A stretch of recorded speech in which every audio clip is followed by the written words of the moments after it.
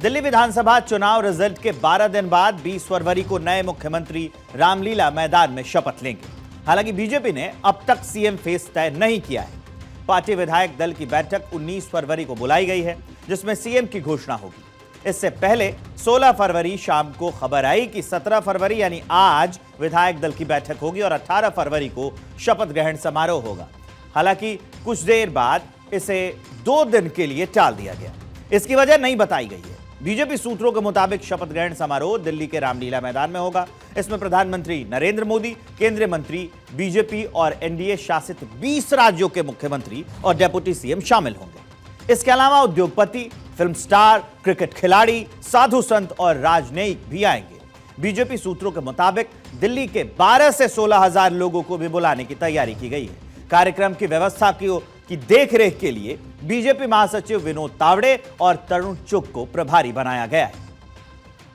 दिल्ली में 27 साल का वनवास खत्म कर भारतीय जनता पार्टी ने अपनी सरकार बनाई है और अब शपथ ग्रहण की जो तैयारियां हैं वो दिल्ली के रामलीला मैदान में की जाएंगी। दिल्ली के रामलीला मैदान में शपथ ग्रहण को भव्य और दिव्य बनाने के लिए कई तरीके की व्यवस्थाएं की गई हैं। मेरे पीछे आप ये सोफा देख रहे हैं, जिनको आगे फर्स्ट रो में लगाया जाएगा, जहां पर वीवीआईपी जो होंगे, जिनको आमंत्रण दिया जाएगा, वो यहाँ पर बैठेंगे। पहली जो रो है ये इस तरीके की बनाई जाएगी। इसके अलावा जो मुख्य गेस्ट होंगे, ये सामने जो एक मंच, आपको परंपरागत मंच है ये रामलीला मैदान का, वहां नजर आएंगे और उसके बगल में ठीक 2 और मंच तैयार किए जाएंगे। यानी कि रामलीला मैदान में शपथ ग्रहण के लिए 3 मंच तैयार किए जाएंगे। इसके अलावा 20,000 कुर्सियां जो हैं वो इस स्थान पर लगाई जाएंगी। और अब चूंकि रामलीला मैदान में शपथ ग्रहण की तैयारियां हो रही हैं, तो लगातार जो इसकी तैयारी है वो भी की जा रही है। आप देख सकते हैं किस तरीके से जो टेंट हैं, जो खंभे हैं और इसके अलावा जो मैट है, यानी कि जो कालीन है, रेड कारपेट, वो बिछाया जा रहा है। और इसी रेड कारपेट पर जो दिल्ली के नए मुख्यमंत्री होंगे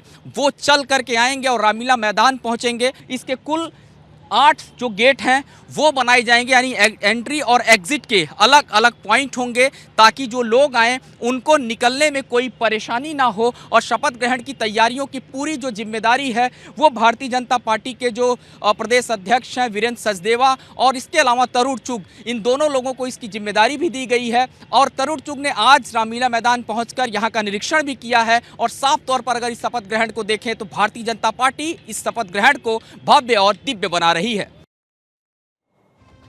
इन तैयारियों के बीच कयासों का दौर लगातार जारी है। सूत्रों के हवाले से खबरें जो छनकर बाहर आ रही हैं, उन खबरों के मुताबिक मुख्यमंत्री पद के दावेदार कई लोग हैं। लेकिन सवाल है कि बीजेपी आलाकमान दिल्ली का ताज किसके सर पर पहनाती है। यह सवाल इसलिए बना हुआ है क्योंकि बीजेपी अपने मुख्यमंत्री के नाम को लेकर अक्सर चौंका देती है। पार्टी सभी राजनीतिक कयासों को किनारे करते हुए संगठन के पुराने चेहरों को प्रदेश की कमान सौंप देती है। इसके बावजूद 6 विधायकों के नाम मुख्यमंत्री की रेस में सबसे आगे चल रहे हैं। सूत्रों के मुताबिक पार्टी ने 15 विधायकों के नाम निकाले हैं। उनमें से 9 नाम शॉर्टलिस्ट किए गए। इन्हीं 9 नामों में से सीएम, कैबिनेट मंत्री और स्पीकर के नाम तय किए जाएंगे। दरअसल दिल्ली मंत्रिमंडल में मुख्यमंत्री समेत अधिकतम 7 मंत्री हो सकते हैं। ऐसे में चर्चा है कि दिल्ली की 7 लोकसभा सीटों से एक बीजेपी विधायक को चुना जा सकता है। बिहार और पंजाब चुनाव के अलावा जातिगत समीकरणों को ध्यान में रखते हुए इन्हें जिम्मेदारी दी जा सकती है। चलिए सबसे पहले उन लोगों के बारे में जान लेते हैं जिनको सीएम की रेस में बताया जा रहा है। पंजाबी दलित समुदाय से आने वाले रविंद्र पहली बार विधायक बने हैं। पंजाब में इस समुदाय को मजहबी सिख कहा जाता है। देश में इस समय एक भी दलित मुख्यमंत्री नहीं है। बीजेपी ने मध्य प्रदेश में एक ओबीसी, छत्तीसगढ़ और ओडिशा में आदिवासी, महाराष्ट्र और राजस्थान में ब्राह्मण को मुख्यमंत्री बनाया। इस समय किसी भी राज्य में कोई दलित मुख्यमंत्री नहीं है।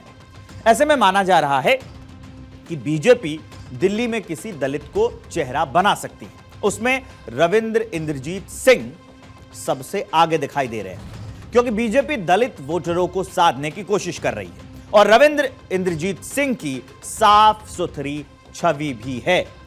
दूसरा नाम शिखा राय का है, जो मुख्यमंत्री की रेस में दिखाई दे रही हैं। शिखा राय ग्रेटर कैलाश 1 वार्ड से दूसरी बार निगम पार्षद है। इस चुनाव में उन्होंने आम आदमी पार्टी के दिग्गज नेता और कैबिनेट मंत्री सौरभ भारद्वाज को करीब 3000 वोटों से हरा दिया। पेशे से वकील शिखा प्रदेश बीजेपी की उपाध्यक्ष और महिला मोर्चा की प्रदेश अध्यक्ष रह चुकी हैं। विपक्षी पार्टियां बीजेपी और संघ पर अक्सर महिला विरोधी होने का आरोप लगाती हैं। इस समय बीजेपी या एनडीए शासित किसी भी राज्य की सीएम महिला नहीं है। विपक्ष पार्टियों की सरकारों में भी सिर्फ एक राज्य पश्चिम बंगाल में महिला मुख्यमंत्री हैं। ऐसे में बीजेपी शिखा राय को मौका दे सकती है। तीसरा नाम कौन है? प्रवेश वर्मा का है। पूर्व सीएम साहिब सिंह वर्मा के बेटे हैं। जाट समुदाय से आने वाले प्रवेश ने पूर्व सीएम अरविंद केजरीवाल को नई दिल्ली सीट से 4099 वोट से हरा दिया है। वो पश्चिमी दिल्ली से 2 बार सांसद भी रह चुके हैं। 2019 का लोकसभा चुनाव उन्होंने 5.78 लाख वोट यानी कि 5,78,000 वोट से चुनाव जीता, जो दिल्ली के इतिहास में सबसे बड़ी जीत थी।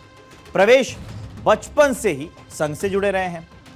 अब तक कोई चुनाव नहीं आ रहे हैं, तो संभव है कि रणनीति के तहत 2024 के लोकसभा चुनाव में उन्हें टिकट नहीं दिया गया था ताकि दिल्ली विधानसभा में उन्हें मौका दिया जा सके। जाट सीएम बनाकर बीजेपी हरियाणा में नॉन जाट मुख्यमंत्री की नाराजगी को कम करने की कोशिश यहां कर सकती है। साथ ही किसान आंदोलन को शांत करने में भी मदद मिल सकती है इससे। चौथा नाम विजेंद्र गुप्ता का है, जिन्होंने छात्र राजनीति से अपने करियर की शुरुआत की थी। दिल्ली यूनिवर्सिटी के उपाध्यक्ष रहे थे। विजेंद्र ने निगम पार्षद से विधानसभा में नेता प्रतिपक्ष तक का सफर तय किया। वो रोहिणी वार्ड से 3 बार पार्षद रहे हैं और 2015 में रोहिणी सीट से विधायक बन गए।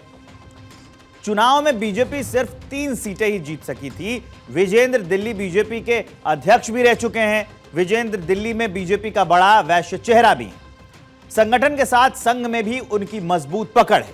ऐसे में विजेंद्र को मुख्यमंत्री पद की रेस में सबसे आगे देखा जा रहा है। पांचवा नाम राजकुमार भाटिया। राजकुमार भाटिया ये आदर्श नगर सीट से इस बार जीतकर दिल्ली विधानसभा पहुंचे हैं। राजकुमार भाटिया दिल्ली बीजेपी के उपाध्यक्ष हैं। संघ से लेकर संगठन तक में मजबूत पकड़ है इनकी।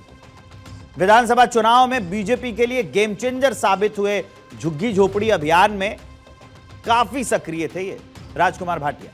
आरएसएस और एबीवीपी का बैकग्राउंड भी भाटिया के प्रोफाइल को और ज्यादा मजबूत बनाता है। एबीवीपी के साथ राजनीति शुरू करने वाले जितेंद्र महाजन तीसरी बार विधायक बने हैं। इससे पहले 2013 और 2020 में इसी सीट से चुनावी मैदान में ये गए थे। हालांकि 2015 का चुनाव आम आदमी पार्टी की सरिता सिंह से हार गए थे। महाजन अपनी साधारण जीवन शैली के वजह से चर्चा में रहते हैं। लग्जरी कारों को छोड़कर स्कूटी से चलना ये पसंद करते हैं। पंजाबी वैश्य समुदाय से आने वाले महाजन लंबे समय से आरएसएस से भी जुड़े रहे। फिलहाल इन नामों को उछाला जा रहा है। राजनीतिक जानकारों को सूत्रों के हवाले से खबर मिल रही है कि सियासी गलियारे में अंदाजा लगातार लगाया जा रहा है। वैसे कहा जा रहा है कि पार्टी विधायक दल की बैठक 19 फरवरी को बुलाई गई है, जिसमें सीएम के नाम की घोषणा होगी और फिर 20 फरवरी को रामलीला मैदान में शपथ ग्रहण भी होगा। शायद तभी अटकलों का ये दौर कम हो जाएगा, लेकिन तब तक इंतजार करना होगा।